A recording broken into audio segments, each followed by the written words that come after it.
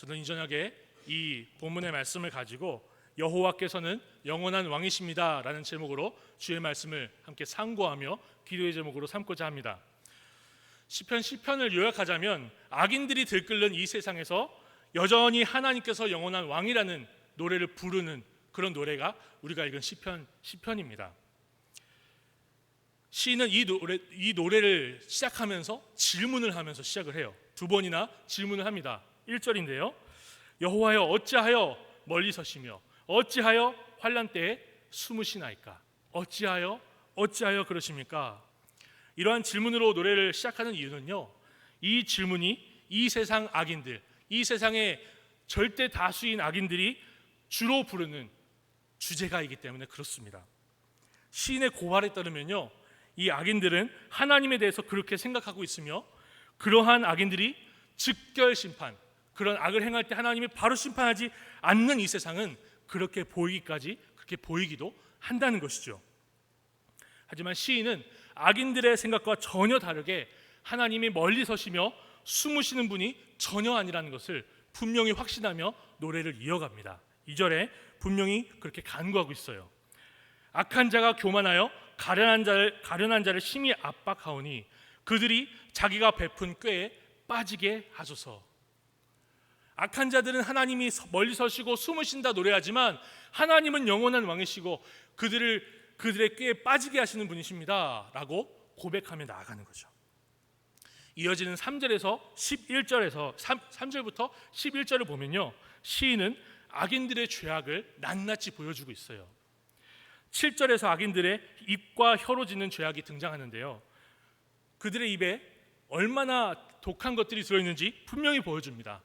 그리고 8절부터 10절에는 악인들이 엎드렸다가 덮쳐서 가련한 자를 넘어뜨리는 그런 죄악된 행동들을 낱낱이 보여주고 있어요. 시인은 이러한 악인들의 죄악을 둘러싸고 악인들이 이렇게 말하고 행하는 이유가 무엇인지를 더 심층적으로 그들의 마음을 보여주고 있어요. 이 아까 말씀드린 입으로 하는 것과 행동으로 하는 그 두 가지를 감싸고 이들의 마음에 대해서 보여주고 있거든요. 4절 상반절을 읽어볼게요. 악인은 그의 교만한 얼굴로 말하기를 여호와께서 이를 감찰하지 아니하신다 하며, 하나님은 안 보신다는 거예요. 감찰하지 않으신다는 거예요. 그리고 이것을 둘러싸고 있는 맨 마지막 11절 하반절을 제가 읽어볼게요. 영원히 보지 아니하시리라 하나이다. 악인들의 주제가는요, 하나님은 보지 않는다는 거예요. 이렇게 1절과 같이 악인들의 주제가, 이 세상을 살아가는 악인들의 생각은 하나님이 감찰하지 않으시고 보시지 않고 멀리 서시며 숨으신다는 거죠. 그런데 시인은 그렇지 않다라는 것을 우리에게 가르쳐주기 위해 이 얘기를 하고 있는 것입니다. 여기서 우리는 한 가지 생각할 게 있어요. 시인이 노래하고 있는 이 악인들, 이 교만한 자들이 특정한 죄를 짓는 소수의 사람들이 아니라는 것입니다. 오히려 이 악인들의 행동과 말과 이 생각들을 깊이 생각하다 보면 타락한 온 인류를 가리켜 악인이라고 칭하는 것을 우리가 읽을 수가 있어요. 왜냐하면 타락한 모든 인류는 하나님이 감찰하지 않으시고 보시지 않는다는 생각으로 살아가고 있거든요. 아담이 선악과를 먹고 나서 제일 먼저 한 일이 뭡니까? 물론 무화과 잎으로 몸을 가린 것도 했죠. 하나님의 소리 듣자마자 그가 한 행동이 무엇입니까? 나무 뒤로 들어가 숨은 거예요. 여호와께서는 보지 않으신다라는 생각으로 숨은 거죠. 타락한 인류는 이렇게, 아담 이후의 모든 인류는 이렇게 하나님이 보시지 않을 것이라는 착각에 빠져서 살아갑니다. 또한 시인은 악인들의 언행에 저주와 거짓과 포악이, 이런 더러운 것들이 충만하다라고 표현을 하는데요, 타락한 모든 인류의 혀가 그렇습니다. 심지어 구원받은 우리도 주께서 영화롭게 하시기 전까지는 이 문제에서 떠나기가 어려워요. 그래서 신약 성경은 사도들은 그리스도 안에 있는 교회에게 계속해서 자주 말에 대한 교훈을 줍니다. 대표적으로 야고보서 3장 10절만 읽어보겠습니다. 한 입에서 찬송과 저주가 나는도다. 내 형제들아 이것이 마땅하지 아니하니라. 또 하나님이 없다고 생각하는 이 악인들의 이 행동들을 한번 또 살펴볼까요? 약자에게 강하고 강자에게 약한 이 시대를 보면 단번에 오버랩이 되실 겁니다. 딱 겹쳐질 거예요. 이 약자들은 이 악인들은요, 자기와 비슷한 자나 자기보다 강한 자가 아니라 누구를 압제하고 누구를 넘어뜨린다고요? 성경에 기록된 대로 가련한 자를 넘어뜨린대요. 바로 떠올리시죠? 약육, 강식. 시인이 보여주고 있는 악인들의 생각과 말과 행동들은 결국 타락한 모든 일을 가리켜 보여주고 있는 것입니다. 마지막 심판날까지 주님께서 오래 참으시는데 그걸 모르고 하나님은 멀리 서시고 숨으신다라고 생각하면서 입으로, 행동으로, 약육강식으로 그렇게 살아가는 모든 인류를 가리켜 시편의 시인이 악인이라고 지칭하고 있는 거죠. 이런 관점을 읽을 때 시편 1절에서 11절까지는 이 땅을 살아가는 성도들에게 너무나 공감이 되고 위로가 되는 말씀이 아닐 수가 없습니다. 우리는 살아계신 하나님이 당장이라도 심판의 불을 내리셔야만 할 것 같은 이 세상에 살고 있어요. 그리고 그렇게 하나님이 그의 영광을 드러내시며 그의 존재를 드러내셔야 할 것만 같은데 타락한 인류는 어떠한 죄를 지어도 멀쩡하게 잘 먹고 잘 살면서 하나님은 멀리서 계신다, 하나님은 숨어 계신다, 하나님은 계시지 않다, 보시지 않는다라고 주제가를 부르며 살아가고 있지 않습니까? 오히려 타락한 인류는 자기보다 약한 자들을 어렵게 할 뿐만 아니라 살아계신 하나님의 교회를 핍박하는데도 하나님은 당장의 심판을 내리시지 않고 오래 참으시는 기간을 우리가 살아가고 있어요. 쉽게 말하기 위해서 역사적인 예를 하나 들어볼게요. 너무나 유명한데 로마의 네로라는 황제가 있습니다. 이 황제는 로마 시에 불이 나니까 이걸 가지고 기독교인들한테 누명을 씌웠어요. 많은 순교자들이 그 시대에 생겨났습니다. 이렇게 악행을 저지르면요, 교회, 하나님의 살아있는 교회, 하나님의 자녀된 교회를 가지고 이렇게 악행을 저지르면 헤롯이 그랬던 것처럼, 사도행전에 나오는 헤롯이 벌려먹고 죽였던 것처럼 네로도 그렇게 죽을 것 같은데 그렇지 않았습니다.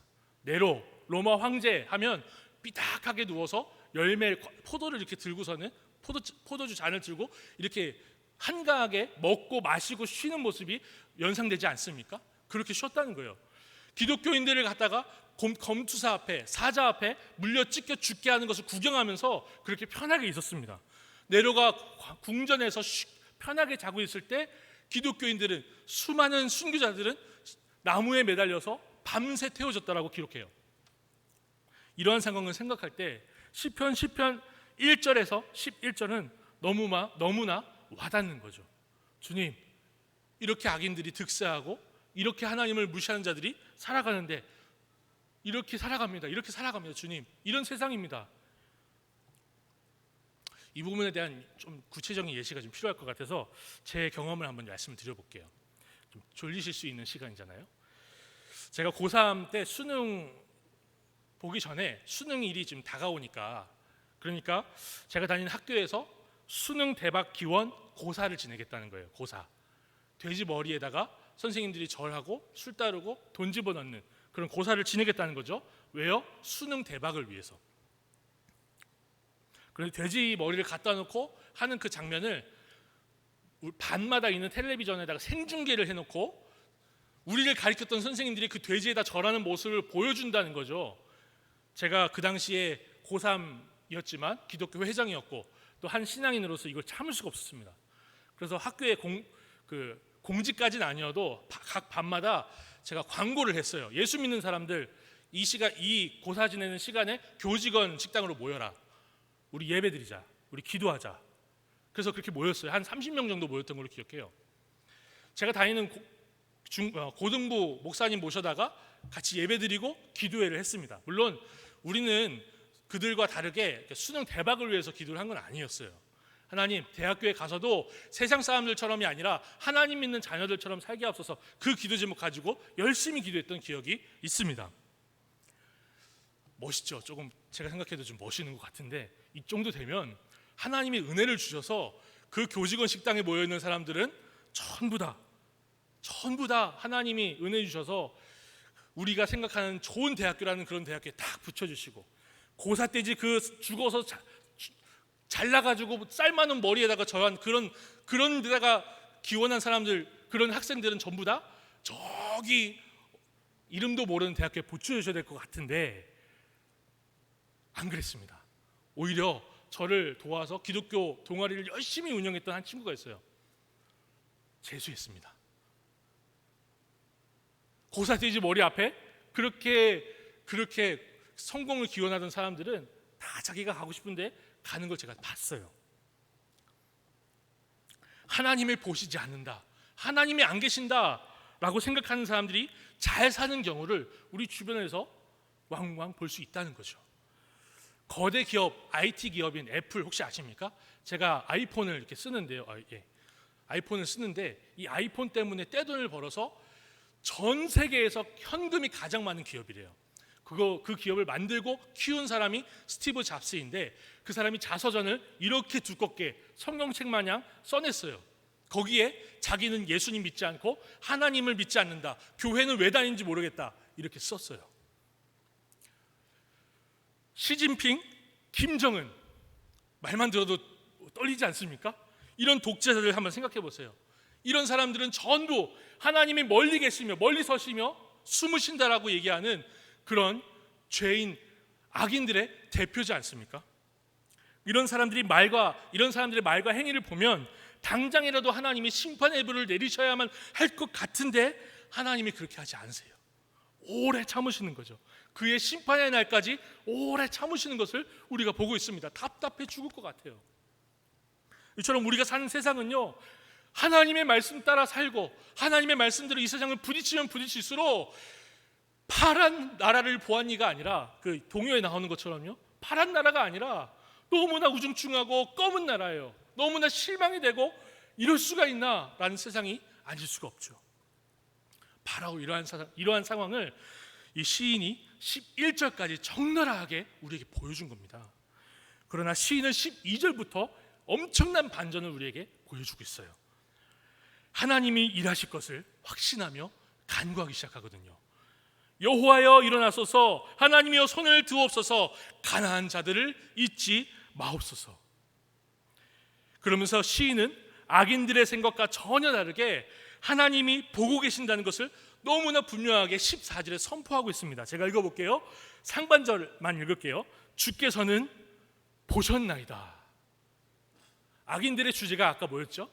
멀리 계시고 숨어 계시며 감찰하지 않으시고 보지 않으신다 했던 그 악인들과 전혀 다르게 반전을 제공하는 거죠. 14절에 하나님은 보십니다. 보셨습니다. 보고 계십니다. 이렇게 성경이 가르치는 믿음은요, 이 세상에서 멀리 떠나 산속으로 숲속으로 들어가는 것이 아닙니다. 오히려 성경이 가르치는 믿음은 절망적인 이 세상을 아주 객관적으로 바라보면서도 하나님이 어떤 분이신지를 너무나 분명하게 붙들고 고백하는 것이 믿음이다 라고 가르쳐주는 게 시편인 거죠. 현실의 절망 한가운데서도 하나님을 믿음으로 오히려 소망을 굳게 붙드는 것이 시편이 보여주고 있는 믿음이라는 거예요. 신앙의 모범이라는 거죠. 그리고 16절에서 아주 결정적인 설교의 제목이자 결정적인 고백이 등장을 합니다. 제가 읽어보겠습니다. 16절입니다. 여호와께서는 영원 무궁하도록 왕이시니 이방 나라들이 주의 땅에서 멸망하였나이다. 악인들의 눈에는 하나님이 멀리 서서 구경하시는 구경꾼이나 환난 때에 숨으시는 겁쟁이처럼 보일 수 있지만 온 세상을 창조하신 하나님은 여전히 그리고 무궁하도록 왕이시라는 거죠. 믿으십니까? 단 한순간도 그가 온 우주의 왕이 아니신 적이 없었다는 고백인 것입니다. 사랑하는 성도님들, 우리 주 예수께서 다시 오시는 마지막 날에는 시편 16절에 나오듯이 하나님께서 영원 무궁하도록 왕이시라는 사실이 너무나 분명하게 드러날 줄 믿습니다. 하나님은 멀리 서서 구경하시는 분이 아니십니다. 환난 때에 숨어 계시는 분도 아니시죠. 하나님은 마지막 날까지 오래 참으시는 분이라는 것을 우리가 분명하게 알아야 할 것입니다. 마귀가 이 마지막 날에 제 아무리 날뛰어도 하나님이 허용하신 것 안에서 날뛴다는 사실을 성경이 가르치고 있습니다. 그러므로 우리는 이 악한 세상 한 가운데서도 하나님이 우리의 영원한 왕이시라고 분명히 고백해야 할 것입니다. 마지막으로 이 노래와 예수님의 십자가를 연결해서 한번 생각해 볼게요. 예수께서 십자가에 달리시기 위해 잡히시던 밤에 하나님은 멀리 서시며 숨으시는 것 같아 보이기까지 했습니다. 예수께서 어둠의 권세의 밤이다 이렇게 얘기를 하시거든요. 그러나 하나님은 결코 멀리 계시지도 않았고 숨으시지도 않았습니다. 사도들이 이렇게 가르쳐요. 하나님의 아들이 십자가에 달리신 것은 하나님이 그냥 놓아두실 것 때문이 아니라 하나님이 친히 그 아들을 십자가에 못 박으셨기 때문이다 라고 가르치는 거예요. 아버지께서 그의 외아들을 우리를 위해 주도적으로 죽게 하셨다는 것이죠. 이렇게 십자가 사건이 보여주듯이 하나님은 단 한순간도 역사의 주관자이시지 않은 적이 없습니다. 악이 날뛰고 어둠의 권세가 득세하여도 하나님이 왕이 아니신 적이 없다는 것이죠. 그리고 영원무궁하도록 왕이신 하나님이 바로 우리의 아버지이십니다. 근래에 우리는 코로나 사태 한가운데서 이도 저도 어디로 가야 될지 전혀 감이 잡히지 않는 그런 시대를 살고 있어요. 스페인 독감 여러 가지로 비교하지만 이 코로나 사태처럼 코로나19처럼 19처럼 증상이 없이 감염되는 그런 병은 없었어요. 그러다 보니까 우리 신앙의 선배들도 걸어오지 못한 길을 지금 우리가 걸어가요. 세상 사람들은 이 창조주가 멀리 계시며 숨으셨다라고 생각할 수 있습니다. 그러나 우리는 온 우주의 창조주이신 예수 그리스도, 우리 창조주이신 하나님과 그의 아들 예수 그리스도, 우리에게 오셔서 우리와 동행하시는 성령님을 믿지 않습니까? 우리는 진리를 붙들고 만왕의 왕이신 주님을 이러한 상황 가운데서도 고백하며 나아가야 될 줄로 믿습니다. 우리가 낙심하지 않고 소망을 붙들 이유가 바로 여기에 있는 거죠. 이것이 시편이 가르치는 우리의 하나님이시기도 합니다. 그 하나님이 예수 그리스도 안에서 우리를 자녀 삼으셨으니 우리가 이것을 위로로 삼지 않고는 어떤 것이 위로라고 할 수 있겠습니까? 어떤 것이 소망이라고 할 수 있겠습니까? 우리는 여전히 우리와 가까이 서 계시고 숨지 않으시고 그 자신을 말씀을 통해 드러내시는 우리 아버지께 힘있게 간구하는 이 저녁을 보낼 수 있으면 좋겠습니다. 그리고 그것이 우리의 힘이요 우리가 붙들고 부르짖어야 할 정말 감사의 제목인 줄 압니다. 믿으십니까? 우리 이 말씀을 시편의 말씀을 다시 한번 묵상하면서 하나님께 감사해야 될 것은 또 감사하시고 또 일주일간에 회개하지 못했던 것이 생각나신다면 주의 말씀 앞에 무릎 꿇고 우리 회개하며 나아갈 수 있는 시간 갖도록 하겠습니다. 기도하겠습니다.